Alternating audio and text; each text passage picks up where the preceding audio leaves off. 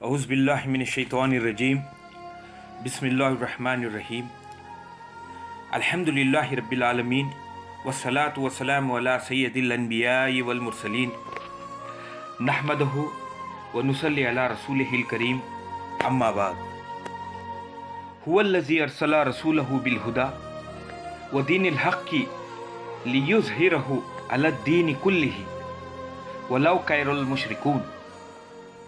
वह खुदा वही है कि जिसने अपने रसूल सल्लल्लाहु ताला अलैहि वसल्लम को हिदायत और दीन हक़ के साथ भेजा ताकि दीन इस्लाम, दीन हनीफ, दीन मुहम्मदी सल्लल्लाहु ताला अलैहि वसल्लम तमाम अदियान पर गालिब आ जाए, चाहे ये मुशरिकों को नागवार क्यों ना गुजरे। हज़रात अस्सलामु अलैकुम व रहमतुल्लाहि व बरकातुहू।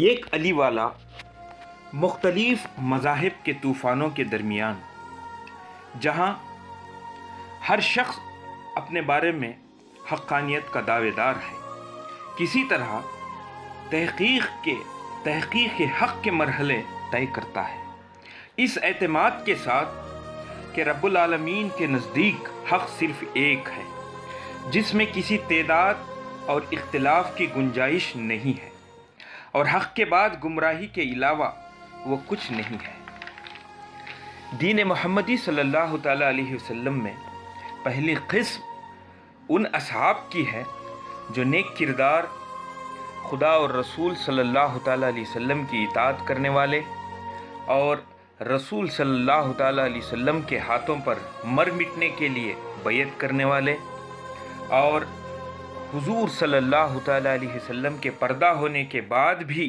अपने अहद पर कायम रहे।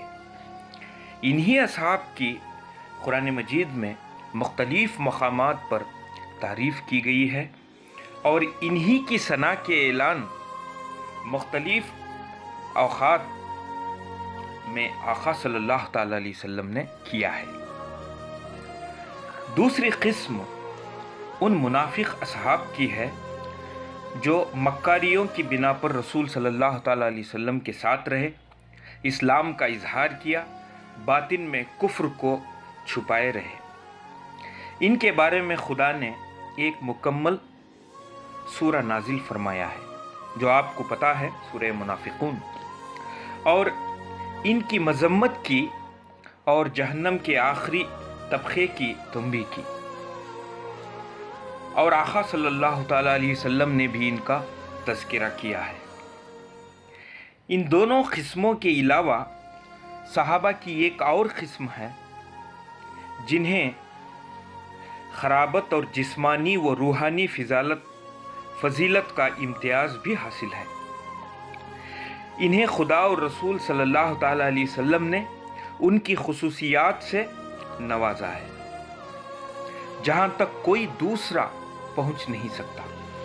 इन्हीं को अहले बैत अलैहिस्सलातु वस्सलाम कहा जाता है। वो अली हैं अलैहिस्सलाम, वो फ़ातिमा हैं सलामुल्लाहि अलैहा, वो हसन हैं सलामुल्लाहि अलैहा, और हुसैन हैं सलामुल्लाहि अलैहा, जिनसे खुदा ने हर रिज्स को दूर रखा है और इन्हें मुकम्मल तरीक़े से पाक और पाकीज़ा बनाया है।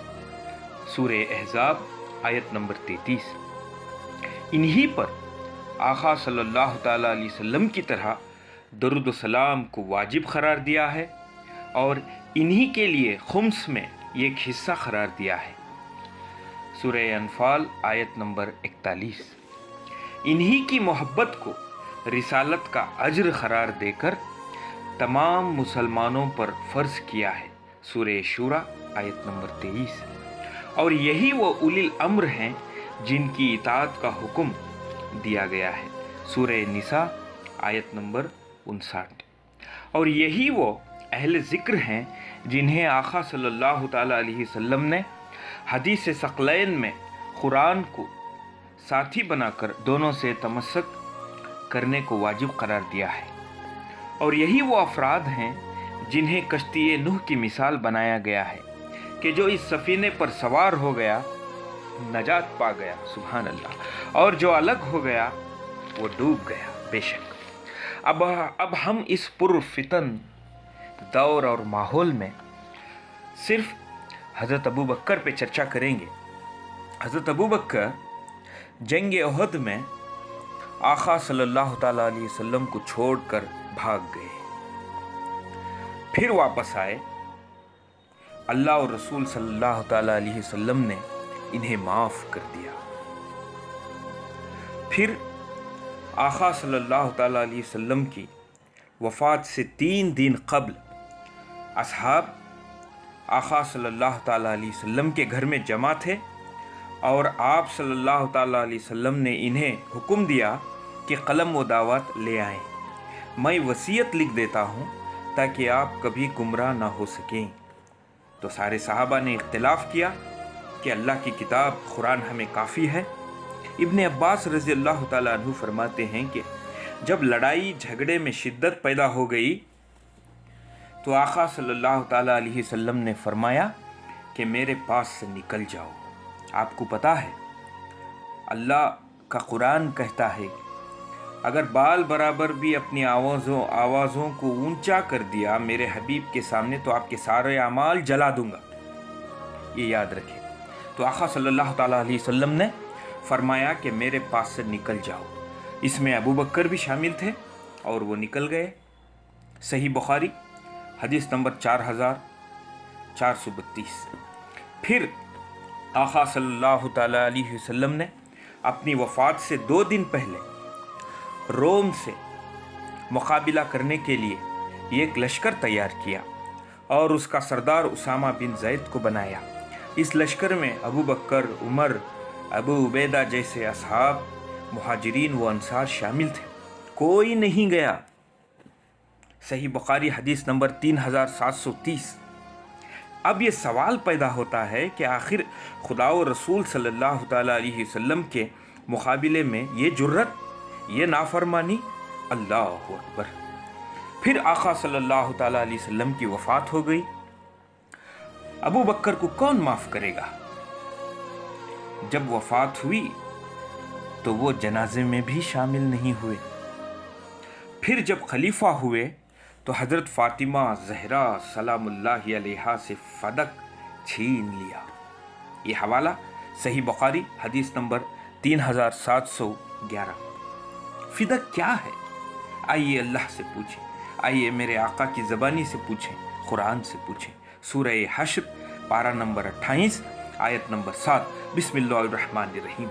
ما افاء اللہ علی رسولہ من اہل القرى فللہ وللرسول ولذی القربى والیتامى والمسکین وابن سبیل۔ اس میں اہل القرى یہ وہ ملکیت ہے جو باغ مال فہ میں آتا ہے، باغ فدق کا ذکر ہو رہا ہے اس آیت میں۔ تو اللہ یہ جو ملکیت ہے اس کا مالک خود اللہ ہے۔ فللہ وہ رسولی، اور اللہ کے رسول بھی اس کے مالک ہیں، اور وہ للذی القربى، قربہ سے مراد اہل بیت ہیں۔ سورہ شورى آیت نمبر 23 میں آپ کو پتا ہے قل لا اسألکم علیہ اجرا الا المودۃ فی القربى، قرابت دار اس کے مالک ہیں۔ یہ اللہ بول رہا ہے، اللہ اس کا مالک ہے، فدق کا، ساری زمین کا۔ رسول اس کے مالک ہیں اور اہل بیت اس کے مالک ہیں۔ یہ عطا کریں گے جسے چاہے، یہ جس کا حق ہے، یتیم کا حق، مسکین کا حق اور مسافر کا حق، یہ بانٹیں گے۔ یہ سردار ہیں، کوئی دوسرا اصحاب یا کوئی دوسرا شخص نہیں۔ اللہ اس کے مالک ہیں، مال فہ کے، رسول اس کے مالک ہیں، اور اہل بیت میں علی، فاطمہ سلام اللہ علیہ، حسن سلام اللہ، حسین سلام اللہ، یہ مالک ہیں، کوئی اور نہیں۔ تو ابو بکر نے باغ فدق چھین لیا، ماں فاطمہ الزہرا سلام اللہ علیہا کو نہیں دیا۔ تو فاطمہ سلام اللہ علیہا ناراض ہوئی اور آخری وقت تک بات نہیں کیا۔ تو یقیناً فاطمہ سلام اللہ علیہا کے ناراض ہونے سے اللہ و رسول صلی اللہ تعالیٰ علیہ وسلم ناراض ہوتے ہیں۔ اور ان کا ٹھکانہ جہنم ہے۔ یہ حدیث صحیح بخاری حدیث نمبر 3714 کہ فاطمہ میرا ٹکڑا ہے، جو فاطمہ کو ناراض کرے اس سے میں اور اللہ ناراض ہو جاتے ہیں۔ پھر زکوٰۃ کے منکرین کو قتل کروایا، جبکہ دین محمدی صلی اللہ تعالیٰ علیہ وسلم میں یہ گناہ ہے۔ جو بھی زکوٰۃ نہیں دیتا شریعت محمدی میں اس میں واجب القتل نہیں ہے، تو ابو بکر نے انہیں قتل کرایا۔ لگ بھگ 1500 سے زیادہ صحابہ کو قتل کروایا ابو بکر نے۔ اس دور میں جو زکوٰۃ نہیں دے گا، کیا آپ اس کو قتل کر دیں گے جیسا ابو بکر نے کیا؟ یہ صریحاً گمراہی ہے۔ قرآن اور حدیث کے حساب سے حضرت فاطمہ سلام اللہ علیہا حق پر تھی اور ابو بکر ناحق پر تھے اور ظلم کیا۔ قرآن کہتا ہے ظالموں پہ اللہ کی لعنت۔ اب یہ جو فلسفہ، یہ جو ڈسکشن چل رہا ہے یوٹیوب سوشل میڈیا پر کہ ڈاکٹر اشرف آصف ذلیل نے اہل سنت کا عقیدہ بیان کیا ہے، بے شک اس نے عقیدہ بیان کیا ہے کہ اہل سنت کے حساب سے، اہل سنت کے مطابق فاطمہ سلام اللہ علیہا میں قطع کا امکان ہوتا ہے، کیونکہ وہ معصوم نہیں ہے۔ فدق کے معاملے میں اگر ابو بکر کو بچانا ہو تو یہ کہنا ضروری ہے کہ خطا کا امکان رہتا ہے، کس میں؟ ماں فاطمۃ الزہرا سلام اللہ علیہا میں۔ ورنہ کیا ہوگا؟ ورنہ 1400 سال کا عقیدہ ٹوٹ جائے گا، اہل سنت کا عقیدہ ٹوٹ جائے گا۔ اہل سنت کے سارے علماء جو آصف ذلیل کو دوش دے رہے ہیں وہ غلط ہیں، چاہے وہ علامہ یاسین قادری ہو یا شفیق القادری ہو یا سلطان شاہ یا قاری احمد حسن یا عالمگیر اشرف یا پیر عبد الماجد صاحب ہو۔ یا تو حضرت فاطمہ سلام اللہ علیہا کو حق مانو اور ابو بکر کو ظالم، یا اہل سنت کا عقیدے کو مان لو۔